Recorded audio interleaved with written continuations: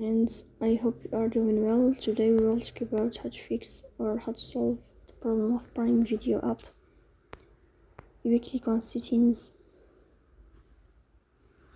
In this page, you will click on apps, default apps, app settings. Here you will search about Prime Video and you will click. Then here you will click on first stop and you will click OK. Then you will enter to the window of storage. Here you will click on clear cache.